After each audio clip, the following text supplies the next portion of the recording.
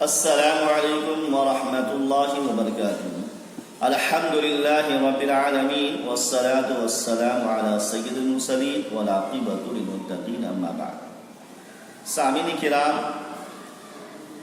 آج کے درس میں سب سے پہلے کس نے قربانی پیش کی؟ قربانی کا معنی ہر وہ چیز جس سے اللہ تبارک و تعالیٰ کا تقرب حاصل ہو، چاہے وہ جانور کو ذبح کر کے ہو یا صدقہ وغیرہ کے ذریعے سے ہو۔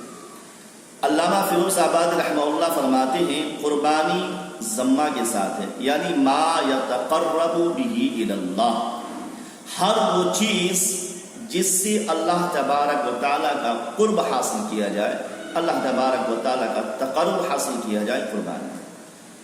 سورہ مائدہ آیت نمبر 27 میں اللہ تبارک و تعالیٰ فرماتا ہے وَاتْلُ عَلَيْهِمْ نَبَأَ ابْنَيْ آدَمَ بِالْحَقِّ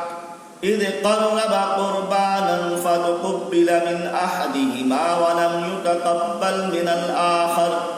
قَالَ لَأَقْتُلَنَّكَ قَالَ إِنَّمَا يَتَقَبَّلُ اللَّهُ مِنَ الْمُتَّقِينَ کہ اے نبی محمد صلی اللہ علیہ وسلم، آپ آدم کے بیٹے کا قصہ سنا دیجئے۔ مفسرین لکھتے ہیں کہ آدم کے بیٹے کا نام قابل اور حابل تھا۔ جب ان دونوں نے قربانی پیش کی تو ایک کی قربانی قبول ہوئی اور دوسری کی قربانی رد کر دی گئی۔ اس نے کہا میں تجھے قتل کر دوں گا۔ اللہ تبارک و تعالی صرف متقی کی قربانی قبول فرماتا ہے۔ اس آیت کی تفسیر میں مفسرین لکھتے ہیں کہ سیدنا آدم علیہ السلام کے بیٹے نے نذر یا قربانی کس لیے پیش کی، اس کی صحیح روایت موجود نہیں، البتہ مشہور یہ ہے کہ سیدنا آدم علیہ السلام کیا جڑوا بچہ پیدا ہوتے تھے، یعنی ایک حمل سے جڑوا، مؤنث اور مذکر، یعنی ایک لڑکا اور ایک لڑکی، سوائے سیدنا شیث علیہ السلام کے اور دوسری مرتبہ پیدا ہونے والے جوڑے سے اس وقت شریعت کے حساب سے نکاح درست تھا۔ مفسرین بیان کرتے ہیں کہ قابیل کے ساتھ جو لڑکی پیدا ہوئی وہ حابیل کے ساتھ پیدا ہونے والی لڑکی کے مقابلے میں زیادہ خوبصورت تھی، لیکن اس وقت شریعت کے حساب سے قابیل کا نکاح حابیل کی بہن کے ساتھ ہونا تھا اور حابیل کا نکاح قابیل کے بہن کے ساتھ ہونا تھا، یہ چاہیے تھا، لیکن قابیل اپنی ہی بہن سے نکاح کرنے پر اڑ گیا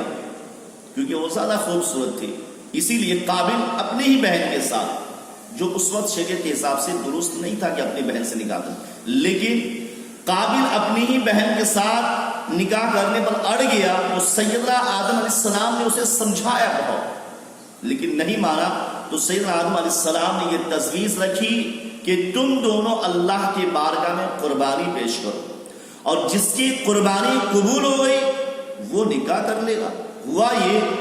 کہ دونوں نے قربانی پیش کی، لیکن حابیل کی قربانی قبول ہو گئی جو تقویٰ اور اصول پر مبنی تھا،